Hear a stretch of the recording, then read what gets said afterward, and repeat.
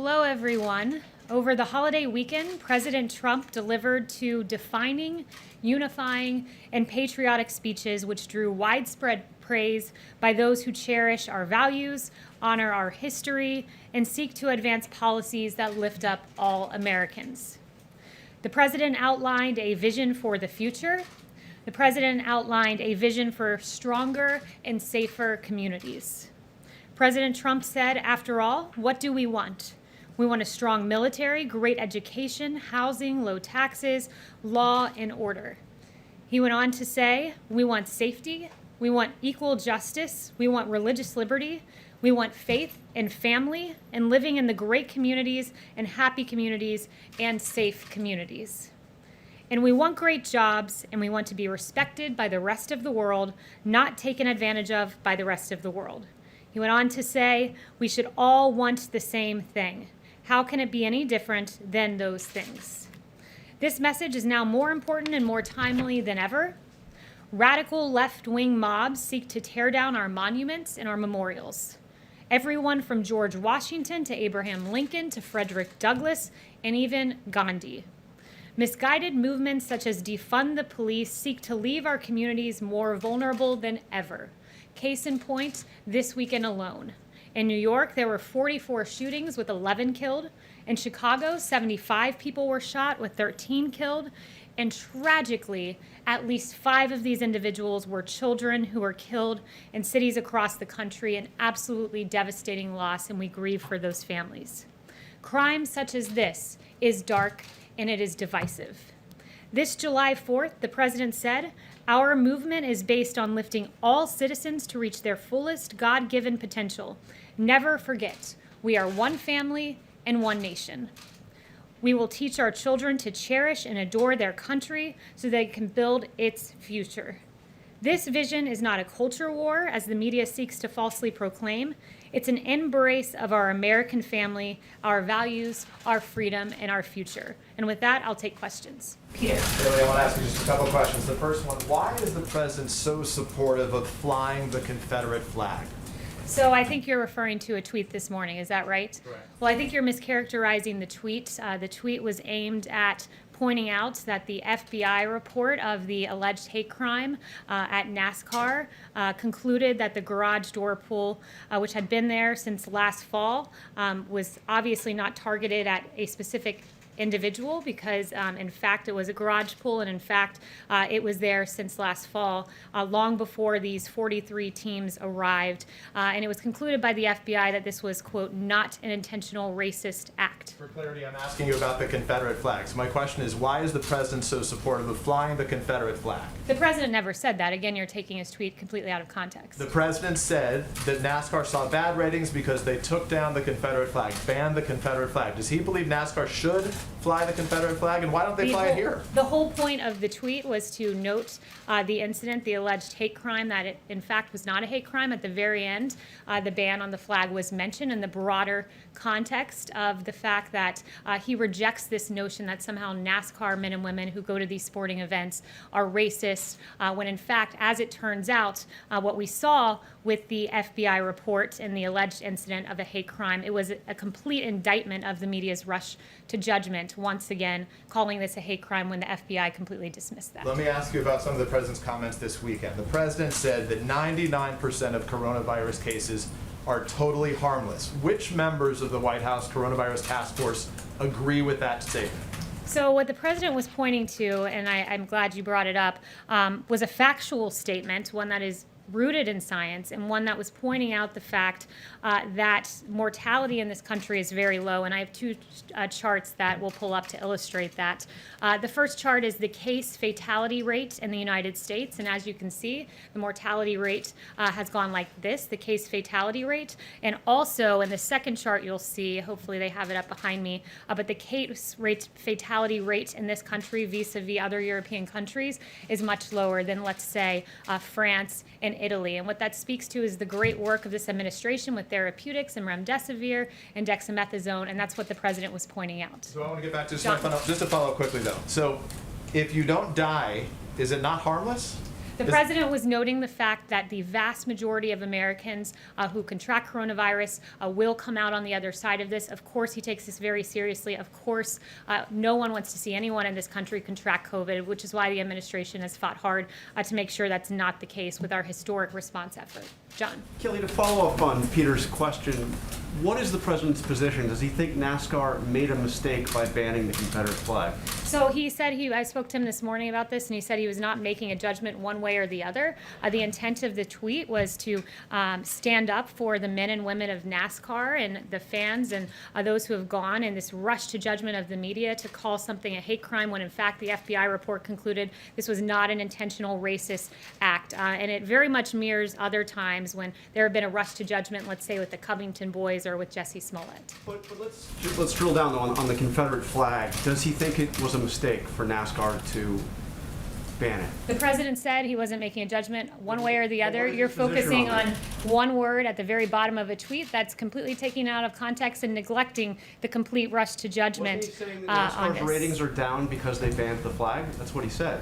The president was noting the fact that in aggregate, this notion that NASCAR men and women who have gone and who are being demeaned and called racist and being accused in some venues of committing a hate crime against an individual, those allegations were just dead wrong. Does he think Paula. does he think his supporters should not take the flag to Trump rallies? Has he considered banning the Confederate flag from Trump Well, rallies? at Trump rallies, all flags that are not official campaign gear are banned.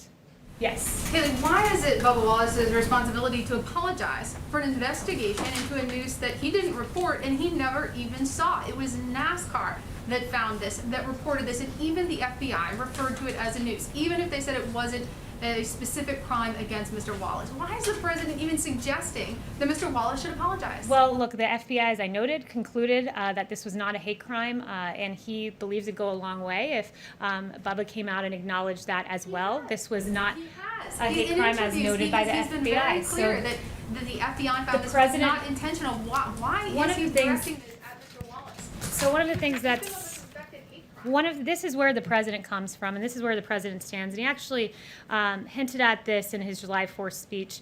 To those in the media who falsely and consistently label their opponents as racist, who condemn patriotic citizens, who offer a clear and truthful defense of American unity, we want a clear and faithful defense of American history and unity. And when you level false charges, you not only slander me, you slander the American people. He believes was the American charged? It people was an are open good. investigation, And the into a allegations noose. and the The rush FBI to said it was judgment a with noose. Jesse Smollett and the Bubba Wallace case and with the Covington Catholic boys, we shouldn't be so quick to jump onto those narratives. Those are just You're three suggesting examples that of Mr. those Wallace should that have been proven apologize for an false. investigation that someone Yes. else initiated, suggesting he was possibly the victim of a hate crime? Yes.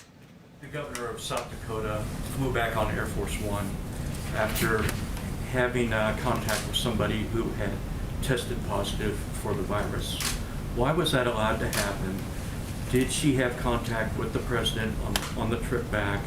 And has the president continued to test negative since that interaction? Yes, the president is tested constantly, has tested negative, and those around him are tested as well. But why, the original question is, why was she allowed to fly back on Air Force One with the president when it was known that she had had contact with somebody who had tested positive for the virus? Yeah, I'd have to refer you to Secret Service on that, but I'll tell you this, they take the president's health very seriously. They would never put him in a situation that would put him in harm's way. And just one follow-up, please. Yes. On executive orders, the president has set a pretty brisk pace on those this year. And as a candidate, he had been critical of President Obama's use of executive orders.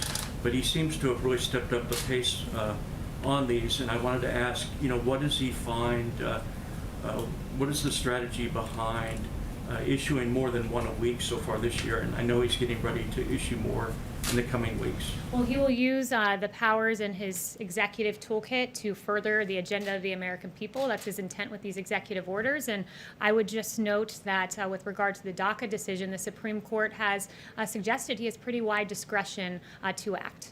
Yes, Jeff. Kaylee, with regard to the president's reference about the 99% being harmless, does the president worry at all that by downplaying the severity of the virus, that it will lead Americans to be less careful The president isn't downplaying the severity of the virus. What the president's noting is that at the height of this pandemic, we were at 2,500 deaths per day.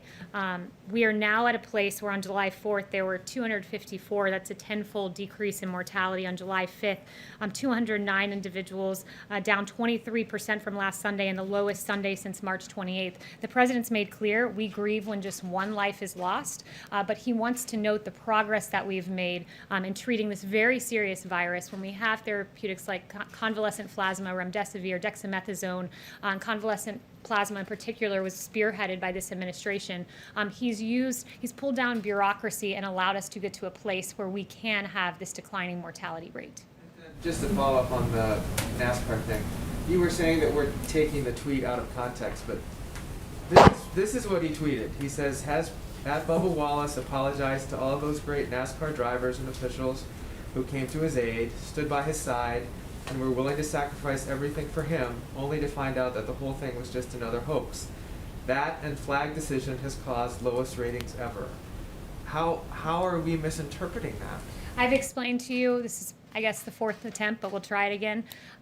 In aggregate, what he was pointing out is this rush to judgment to immediately say that there is a hate crime, as happened in this case, as happened with Jussie Smollett, as happened with the Covington Catholic boys. And in aggregate, those actions made it seem like NASCAR men and women were racist individuals who were roving around and engaging in a hate crime. The president's intent was to say, no, most American people are good, hardworking people. I mean, we should not have this rush to judgment, knee-jerk reaction before the facts come out. The FBI did their job and determined there was no hate crime. Mario. Hold on. Just the one thing that wasn't clear in your response, and that's why I asked about it again, and it follows up on Paula's question, is why should Mr. Wallace have to apologize for that when his whole team and all of these colleagues came around him to show support? Yeah, and that's the best of America, is coming around when the media alleged a hate crime, coming around and supporting Bubba Wallace as they should have done. I think that shows how loving NASCAR fans are and the fellow drivers. But I think it's important that we point out the fact that there was no hate crime. The FBI concluded that, and President Trump was merely saying that Mr. Wallace should agree with that consensus. Yes, Mario. Apologize. He's saying Mario, he has to yes. apologize. That's what we're trying to ask you, Kayla, is why should he Mario, have to apologize yes. about that? I'm not going to answer a question a sixth time. Mario. You've been asked it, but you haven't answered. Mario, go ahead. Kaylee, on the Confederate part, why would the president not praise NASCAR for removing the Confederate flag, particularly given the history of that flag, the symbol that it has for African Americans, and also what it represents in terms of just the treasonous acts and the insurrection against the Republic? So Why would he not praise them for taking that down, even if it's a ratings the hit? president takes great offense when Americans are knee-jerk reaction summed up as racist. In aggregate, the picture being painted here in this incident seemed to be that there was that suggestion there, when in fact what we're seeing across the nation is this vast cancel culture where we're going to tear down our monuments, we're going to tear down Gandhi, we're going to tear down George Washington, we're going to tear down Lincoln. It's really quite appalling what we've seen happen across the country, and the president wants no part in cancel culture. He wants no part in the tearing down and defacing of Matthias Baldwin, an abolitionist, Philadelphia's Civil War soldiers, John Greenleaf Whittier, vandalized, an abolitionist. He wants no part in this. He stands against the demonization of Americans, and he stands firmly on the side of preserving our history. Yes. The flag is a different issue. He is not, I said from the very top of this briefing, he has not given an opinion one way or the other on that. I just spoke to him this morning. Yes. What exactly does the president see as positive or uniting then about the Confederate flag? Why did he decide to tweet about it then this morning? The president never used those words. Those are the words of a reporter, not that of the president of the United States. Yes, Phil. The president argued on Friday and then again on Saturday that many of the problems the country faces stem from, quote, extreme indoctrination and bias in the education system.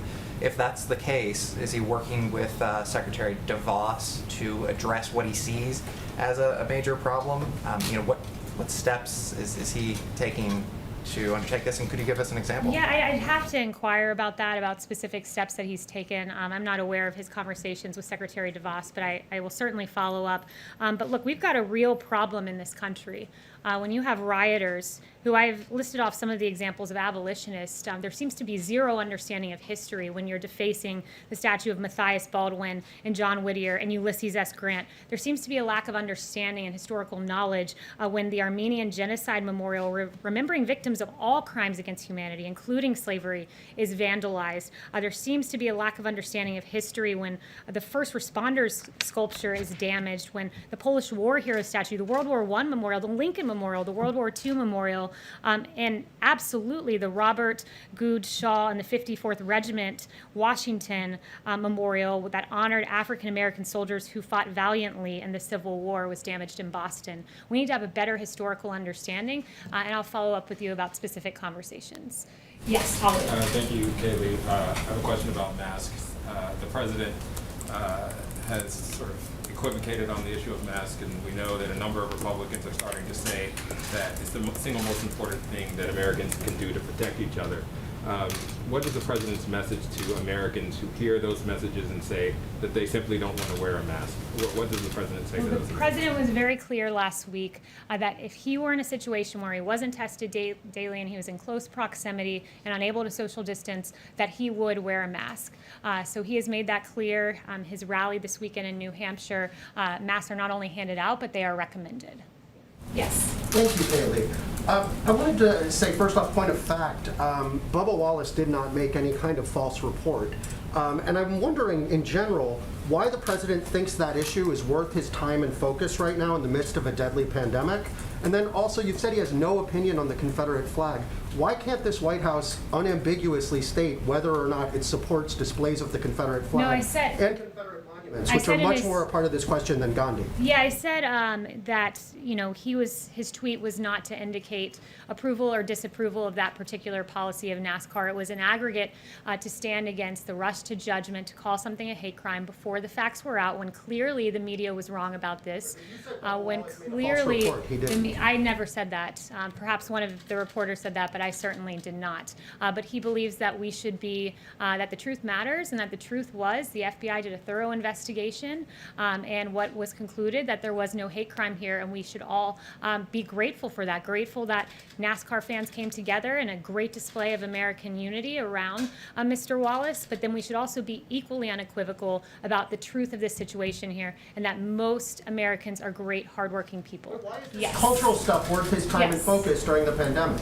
Yes, he's focused on two things at once, something we're all capable of doing. And what about an Yeah. unambiguous statement on the Confederate flag? Are we capable of doing that? Look, the president has made clear he was not taking a position one way or the other in that tweet. Exactly. Yes. Well, why not? Yes. Thanks, Barry. Two quick questions, if I may. Does the president support the Cleveland Indians and the football team here in Washington considering changing their names? I haven't spoken to the president on that. And on the other question, who came up with the list of historical figures that the president wants honored in his in this garden of statues that he put out this executive order about? Who came up with the list of people to be included there? So I don't know exactly who came up with that list. I can ask about it, but it's a pretty extraordinary list of people. I think we can all agree on the fact that great American heroes are people like Harriet Tubman and Frederick Douglass and Booker T. Washington and Martin Luther King Jr. These are incredible men and women in our history, Susan B. Anthony and Billy Graham. So I think we can all pretty much widely acknowledge that these are American heroes. Yes. Thank you, Kaylee. The president signed the Payroll Protection Program extension over the weekend. There's $132 billion in the pot.